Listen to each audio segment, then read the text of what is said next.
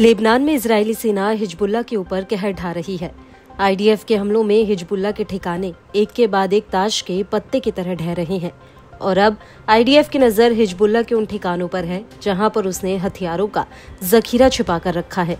लेकिन ऐसा लगता है कि हिजबुल्लाह की जड़ों तक पहुंच पाना आईडीएफ के लिए इतना आसान नहीं है, क्योंकि हिजबुल्लाह को बचाने के लिए अब इराक और सीरिया के प्रतिरोधी समूह भी इस जंग में कूद पड़े हैं।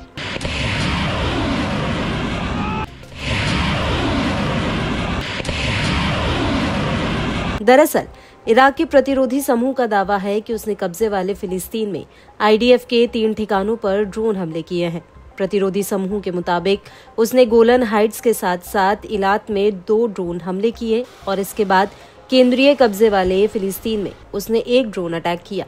इस हमले के साथ साथ इराक से सीरियन गोलन हाइट्स में भी 1 ड्रोन फायर किया गया। इन हमलों से पहले 22 अक्टूबर 2024 को इराकी समूह ने तबारैया में आईडीएफ के एक अहम ठिकाने पर ड्रोन हमला किया।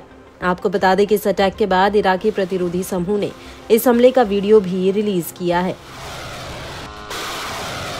और इस हमले के बाद जॉर्डन वैली में भी प्रतिरोधी समूह ने एक ड्रोन हमला किया। प्रतिरोधी समूह का कहना है कि इस हमले के बाद उसने शाम होते होते सीरियन गोलन हाइट्स में आईडीएफ के ठिकाने पर एक ड्रोन अटैक किया।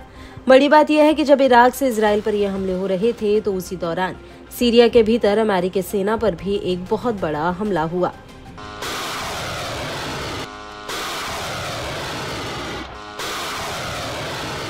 लेबनानी न्यूज एजेंसी अल मयादीन के मुताबिक पूर्वी सीरिया के डी एजोर के कोनको गैस फील्ड में अमेरिकी ठिकानों पर रॉकेट्स का एक जत्था फायर किया गया।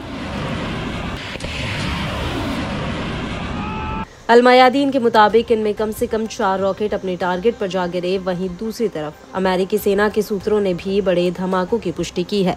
सूत्रों के मुताबिक इस हमले में कॉन्को गैस फील्ड बेस के रडार स्टेशन को निशाना बनाया गया और जैसे ही इस हमले की खबर सामने आई उसके तुरंत बाद अमेरिका ने यूफ्रेट्स नदी के पूरब में बसे 7 गांवों में हवाई हमले किए।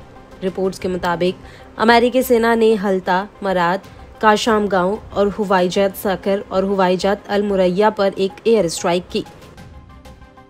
आपको बता दें कि अमेरिका के लिए इराक और सीरिया रणनीतिक लिहाज से काफी अहम है और यही वजह है कि इराक में अमेरिका के करीब 2500 सैनिक और सीरिया में कम से कम 900 सैनिक तैनात हैं।